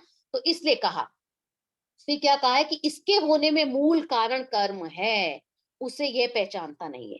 तो ये जो हुआ ना 8 कर्मों की सिचुएशन, ज्ञान दर्शन का कम होना, इसमें मूल कारण कौन है? कर्म। अब ऐसे आप सब में लगा लो, मिथ्यात्व में मूल कारण कौन? कर्म। कषाय में मूल कारण कौन? कर्म। चाहा हुआ ना होने में मूल कारण कौन? कर्म। अब इस तरह से सब में लगा लो 8 कर्मों के अंदर। फिर क्या कहा, इसको ये पहचानता नहीं है ना। क्यों? रीजन क्या दिया पंडित जी ने कि वह सूक्ष्म है, दिखाई नहीं देता, सूक्ष्म है। अब सूक्ष्म होने से वो दिखाई नहीं देता, दिखाई नहीं देता तो क्या करे उसको, वो क्या करता है, वह उसको इन कार्यों का करता दिखाई नहीं देता, इसलिए क्या करता है, इनके होने में या अपने को कर्ता मानता है और किसी और को कर्ता मानता है। अब कहीं ना कहीं तो वो किसी ना किसी के ऊपर तो कहते हैं ना कि आरोप लगाना ही है, तो वैसे ही वो करता है। तो दुख का कारण कौन है, दुख का कारण किसको मानना चाहिए, ये सारी चर्चा हमको यहाँ पर क्लियर होती है कि किस तरह से किसको क्या करना चाहिए। कि मूल कारण कर्म है, लेकिन हमारी समस्या है कि हमको दिख नहीं रहा, वो सूक्ष्म है, और ये किसी न किसी को तो मानेगा ही, तो वो किसी न किसी के ऊपर आरोप लगा देता है। फिर उसके बाद आगे उन्होंने क्या कहा कि तथा अपना या अन्य का कर्तापना भाषित ना हो। अब जब कभी ऐसी सिचुएशन भी हो जाए तो क्या करता है, मूर्ख होकर के भवितव्य को मानता है। अब भवितव्य को मानता है तो उसमें क्या भाई, क्या गलती है? हम भी तो ये कह रहे हैं भवितव्य को मान लो, स्वीकार कर लो तो सुखी हो जाओगे। लेकिन प्रॉब्लम यहाँ आती है कि वो भवितव्य को उस रूप में नहीं मानता कि सर्वज्ञ के ज्ञान पूर्वक स्वीकार नहीं करता भवितव्य को, है ना। क्या कह लेता है, हाँ भैया ठीक है, हमारे भाग्य में ऐसा ही लिखा था, एक्सेप्ट कर लिया। ये तकलीफ है। देखो, जीव दुखी तो अपने मिथ्यात्व कषाय भावों के कारण है, और मिथ्यात्व कषाय भावों को पहचानता नहीं है, और क्या करता है, सामग्री और संयोगों में सुख दुख के कारणों को ढूंढता है। ये इसकी बंध तत्व संबंधी भूल है। अब बताइए हमें क्या करना चाहिए, हमें क्या विचार करना चाहिए? ये विचार नहीं करना चाहिए कि हम जिन जिन के ऊपर अपना ये लगा देते हैं ना, कई बार किसी ने कोई भी बात हुई तो हम हमेशा दूसरे को खड़ा कर देते हैं किसी भी गलती के लिए, है ना, हमेशा एक्सक्यूज होता है हमारे पास में। तो उस समय में विचार करना कि मैं किस में कारण ढूंढ रही हूँ, कारण क्या है? मेरा मिथ्यात्व, मेरा कषाय भाव, मेरा कर्म का उदय। तो यो हमको समझना है। देखो, कषाय हम कहते किसको है? जो आत्मा को कसे, उसी को कहते हैं ना। तो दुख का कारण क्या है? कषाय हुई ना। तो क्रोध हो तो आत्मा कसती है, हमें फील भी होती है कि हम कस गए, दुख हुआ। लेकिन लोभ हो, मान हो, उनमें कहाँ हमको कसावट महसूस होती है। तो वो मिथ्यात्व कषाय का परिणाम दुख रूप हमको दिखाई ही नहीं देता। मिस ये उसमें हमको समझ। गिल्टी होता है ना मिस, उसमें माया सब में गिल्टी होता है करने के बाद। गिल्ट कब होता है? हर समय नहीं होता। हमें कई बार तो पकड़ में ही नहीं आती कि हम माया भी कर रहे हैं, हाँ हाँ हाँ, वो हम लोभ बराबर कर है। रहे हैं, हमें फील ही नहीं होता। ये तो ओके। मोटे रूप की बात कहते हैं। ऐसे तो हम कहाँ मानते हैं अपने आप को कि हम लोभी हैं, माया करते हैं, हम कहाँ मानते हैं। लेकिन जब अंदर अंदर घुसते हैं ना, तब समझ आता है अच्छा ये लोभ है, ये माया है, ये मेरा मान है। तो हमारी भूल यही है कि हमारे दिमाग में क्या है कि ये बात हमको समझ में ही नहीं आती कि मैं दुखी क्यों हो रहा हूँ, मेरे दुखी होने के पीछे कारण क्या है। अगर दुख का असली कारण ख्याल में आ जाए ना, तो दुखी ना हो। तो बंध तत्व संबंधी भूल के बारे में हमने पढ़ा। बंध मतलब क्या है? दुखी तो है ना भाई, संसार का दुख है, उसका असली कारण क्या था? मिथ्यात्व कषाय भाव, है ना। और ये इन परिणामों को पहचानता नहीं है। कौन नहीं पहचानता? जीव। जीव बोले तो मैं, मेरी चर्चा है, ये हमेशा ख्याल में रखना। तो पड़ द्रव्यों को ही हम हमेशा दुख का कारण ठहराते हैं, हम कर्मों को दुख का कारण ठहराते हैं। ये हमारी बंध तत्व संबंधी भूल है। तो ये भूल कैसे छूटेगी, कैसे खत्म होगी? भाई जहर को जहर मान लो। जहर फिर कहाँ हो आप उठाओगे? जहर को जहर मान ले तो जहर को थोड़ी सेवन करोगे, छूट जाएगा ना। तो कषाय जैसी है वैसा मान लो। भाई कषाय दुख रूप है, मान जाओ। अब जैसे ही दिमाग में आएगा तो फिर कषाय के परिणाम गारंटीड ही नहीं होंगे।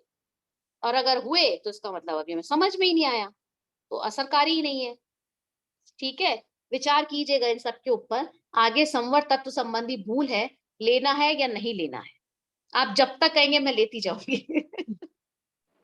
मैम ये अब नेक्स्ट क्लास में कर लेंगे संवर और निर्जरा और मोक्ष संवर, की। निर्जरा, मोक्ष, क्योंकि तीनों का क्या है, हाँ एक जो साथ। बैकग्राउंड है ना वो कॉमन है।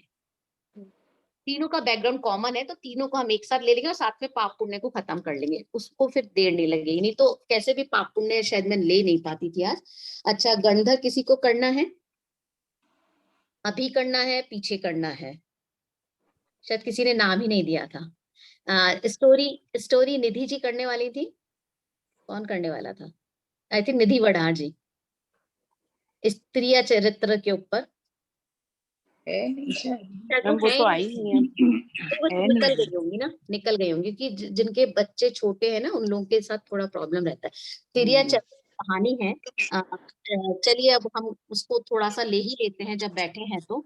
एक्चुअली मैं फोन से करने के उसके लिए मेंटली रेडी नहीं थी ना, तो वो स्टैंड वगैरह मेरे पास नहीं है, तो मैंने एक हाथ से फोन पकड़ा हुआ है। अभी तिरिया चरित्र को किसी और ने पढ़ा है? कोई बता सकता है? कोई और?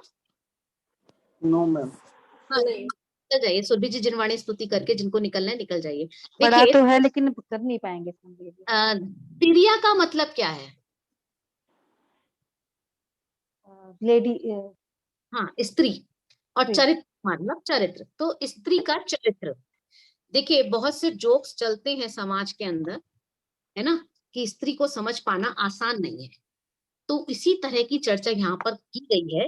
और बड़े ही सुंदर ढंग से, जिसके कहते हैं कहानी का एक अपना आनंद है भाषा का। भारत साहब ने बहुत ही अच्छी भाषा के अंदर एक सरल सहज सी बात प्रस्तुत की है कि जैसे कुछ सेंटेंस लिखे हैं, गांव के पनघट को उसके अंतर का दर्पण कहा जा सकता है। अंतर मतलब हृदय। गांव कैसा होगा उसके बारे में अगर हमको पता करनी है, तो पनघट पे जो लेडीज खड़ी है उनकी बातों को सुन लो, पता लग जाएगा गांव कैसा है। और साथ में पनघट के बारे में एक और बात कही कि उसको आप चौपाल भी कह सकते हो, लेडीज की चौपाल, क्योंकि नॉर्मली जेंट्स की चौपाल होती थी पहले के टाइम में। और वहीं से उनके जो बातचीत है उससे गांव का चरित्र भी पता लग सकता है। तो यहाँ पे डॉक्टर भारिल ने जो बताने की कोशिश की वो ये कहा है कि मानव का जो स्वभाव है उसकी गहरी पकड़ स्त्रियों को होती है, भले ही वो अनपढ़ हो। लेकिन फिर भी उनको ऐसी पकड़ होती है जैसी डिग्रीधारी पुरुषों को भी नहीं होती, पत्रकारों के अंदर भी नहीं होती। तो उन्होंने एक स्टोरी डेवलप करके बताया कि कोई वहां से काफिला निकल रहा था पनघट के पास से, और बहुत सारा बड़ा काफिला था, और उस ऊंटों के ऊपर जो लदा हुआ था वो थे शास्त्र। अब जो वहां पे पनिहारने थी पनघट के ऊपर, उनमें से एक ने पूछा कि भाई इनमें क्या है, बोले शास्त्र है। अब उनको तो जो लेकर जा रहे हैं उनको तो महिमा रहेगी ना, बड़े उससे शास्त्र है शास्त्र। अब क्योंकि गांव की भाषा इसलिए शास्त्र हो गया, ऐसे तिरिया त्रिया वर्ड है, तिरिया हो गया, चरित्र को चरित्र हो गया। तो फिर उसके बाद वो पूछते भाई ये कौन है जो आ रहे हैं इस तरह से, तो बताया कि ये तो बहुत बड़े विद्वान हैं, पंडित हैं, बहुत बड़े पंडित हैं, और इन्होंने ये सारे ग्रंथ लिखे हैं और ये इनको लेकर के जा रहे हैं। अब बड़ी महिमा आई उस लेडी को कि अच्छा इतने ज्ञानी पांडित्य है इनके पास में, तो इनको मुझे अपने घर पे बुलाना चाहिए, सत्कार करना चाहिए। तो वो जब उन्होंने कहा ना कि इसमें इन्होंने स्त्रियों का चरित्र का वर्णन किया है, तो वो ये सुन करके उनको कहती कि चलिए आप मेरे घर पे आतिथ्य लेने के लिए चलिए। अब अपने घर ले जाती है और घर ले जाकर के काम धाम में लग जाती है, और फिर उसके बाद में वो अंदर आकर के कमरा बंद कर देती है और अपने काम को करने लग जाती है। तो घर में दरवाजा जो घर का मेन गेट था उसको बंद कर लेती है और अंदर आ जाती है, अपना काम करती रहती है। अब थोड़ा काम निपटाने के बाद में फिर वो पंडित जी के पास आती है, और पंडित जी बड़े खुश होते हैं, उसने मेरे से उपदेश सुनने के लिए आई है, तो वो कुछ चर्चाएं करते हैं। फिर उसके बाद में वो कहती है कि आप तो ब्रह्म ज्ञानी है ना, कि हाँ मैं तो ब्रह्म ज्ञानी हूँ, मैं तो आत्मा परमात्मा की सारी बातों को मैं अच्छे से समझता हूँ। तो वो उसका कुछ कहीं कहीं पर जैसे कहते हैं ना कि वो तो एक्चुअली उनको टेस्ट करने के लिए लेकर आई थी, तो ये टेस्टिंग चल रही है उसकी। तो वो उसमें फिर बोलती है कि अचानक से जब जैसे ही वहां पे खटखटाने की आवाज आती है दरवाजा, तो वो कहती है कि मेरे पति आ गए हैं और वो बहुत गुस्सैल हैं, बहुत क्रोधी हैं, आपको यहाँ देखेंगे तो आपका तो मार ही डालेंगे, क्योंकि एक बार ऐसा हो चुका है। तो अब पंडित जी बहुत सारी चर्चाएं हैं, संवाद हैं, उनको आप देख लीजिएगा। तो अब पंडित जी इस बात को सुनकर के घबराहट जाते हैं कि अब मैं क्या करूं, ये मेरे को मार डालेगा। अब वो पत्नी उनको कहती है, वो जो पनिहारिन थी वो कहती है कि आप इस संदूक के अंदर छिप जाइए। अब उसको समझ नहीं आता संदूक में छुपने वाली बात, इतना बड़ा पंडित है और एकदम से कैसे होगा ये सब। तो वो किसी भी तरह से उसने सोचा कि ठीक है बैठ जाता हूँ इसके अंदर, और वो उसके अंदर बैठ जाते हैं। अब इधर उसका पति उसके ऊपर गुस्सा करता है कि तुमने इतनी देर से क्यों खोला दरवाजा। तो वो उसको हंसते हुए साफ कहती है, सच्चाई कहती है कि एक आदमी था उसको छिपा रही थी, तो कैसे खोलती दरवाजा। मतलब उसने बहुत सच्चाई कही और हंसते हुए कहा। अब जब उसने ये कहा हंसते हुए, तो पति को लगा मजाक कर रही है ना, कि ऐसा थोड़ी होता है। तो वो उसने फिर चाबी भी अपनी उसके तरफ फेंक दी कि नहीं विश्वास है तो खोल के देख लो। अब जैसे ही वो चाबी लेने के लिए बढ़ता है तो उसका फिर वो मजाक उड़ाती है। तो उसको समझ आता है लड़के पति को कि ये झूठ बोल रही है, मेरा टेस्टिंग कर रही है। तो वो फिर वहां से उसको खोलता नहीं है, और जब भी वो चाबी दे रही होती है तो इस बीच पंडित जी के जो विचार होते हैं, उनकी जो मनस्थिति होती है, उसका बहुत अच्छा चित्रण किया है कि वो किस तरह से उनके मन में भाव आ रहे थे जा रहे थे, कि वो क्या सोच रहे थे कि ये नारी क्या है क्या नहीं है, करना क्या चाहती है। तो ये बहुत सारी चर्चा है। एक्चुअली इस कहानी की समरी करेंगे तो बहुत छोटी सी चीज है, लेकिन इसकी समरी में इसका मजा नहीं है, इसका मजा इसको पढ़ने में ही है, क्योंकि इसमें जो मनोभाव बताए गए हैं, किस तरह से मनोभाव का उतार चढ़ाव हो रहा है, कैसे कब बदल रहे हैं, कभी हास्य में चल रहा है, कभी क्रोध हो रहा है, जो अलग अलग मनोवृत्तियां होती हैं उसको किस तरह से जिसके कहते हैं ना परिणामों को दिखाया गया है, वो विस्तार से पढ़ने पर ही समझ आएगा। तो आप पढ़िएगा इसको। तो अब पंडित वो पति तो चला जाता है खाना खा करके, और फिर बाद में उनको खोल देती है, संदूक में से निकाल देती है। जब संदूक में से निकाल दिया है उसको, अब पंडित जी को बहुत दिमाग में आता है कि करना क्या चाहती थी, क्या कर रही थी ये लेडी।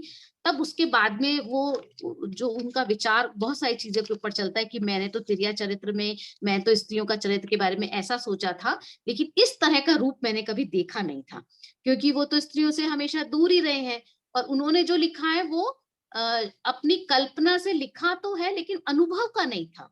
तो देखिए कल्पना से लिखने में, शब्दों के पढ़ने से और अनुभव के आने में क्या फर्क होता है, वो फर्क इसमें बताया गया है।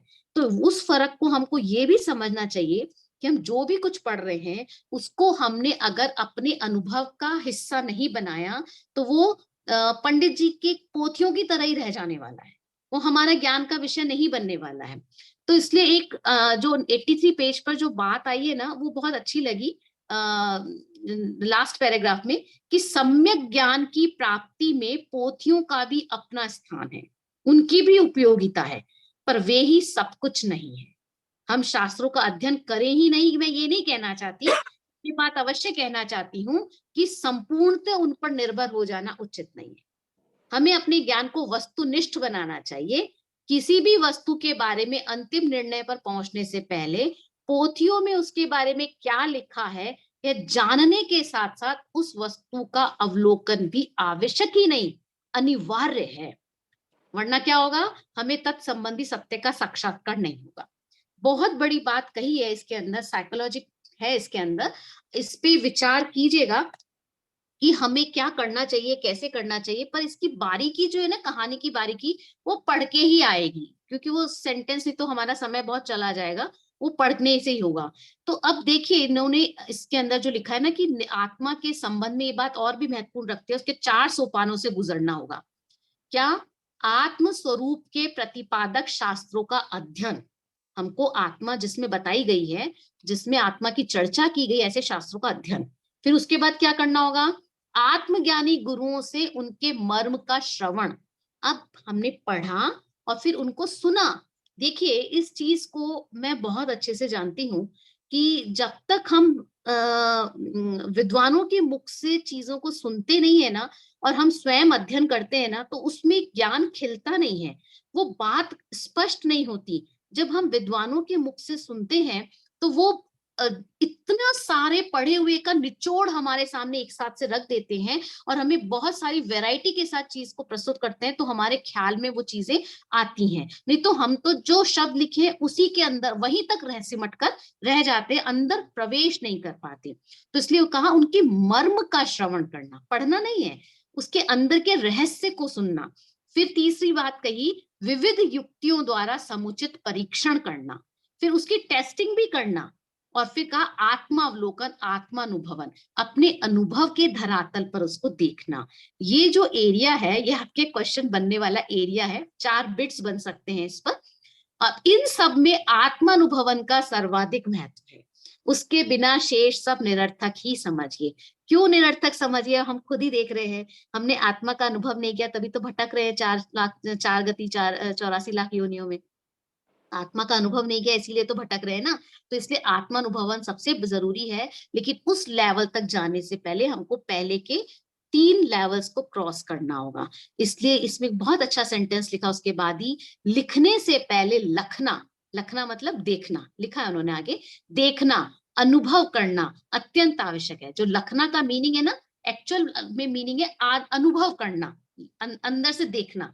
ये बहुत अच्छा सेंटेंस है इसके अंदर। तो इस तरह से यहाँ पर ये वाली बात उसने पंडित जी को समझाई, तब पंडित जी को समझ में आया कि त्रिया चरित्र आखिर क्या होता है। जो उन्होंने लिखा वो नहीं है, जो उन्होंने देखा है वो है, जिसमें उन्होंने सारे नवरसों का वर्णन दर्शन उन्होंने किया था उस छोटे से अनुभव के अंदर। तो ये थी हमारी कहानी त्रिया चरित्र। चलिए ये कहानी तो हमारी हो गई है। किसी को कोई डाउट्स किसी भी संबंध में हो तो पूछिए, नहीं तो जिनवाणी की स्तुति कर लीजिए। अर्चना जी। मैम बोलना चाहती हूँ। हाँ बोलिए। मैम आपने उसमें सतपथ में बहुत अच्छा जिनवानी प्रेजेंटेशन बहुत अच्छा किया था।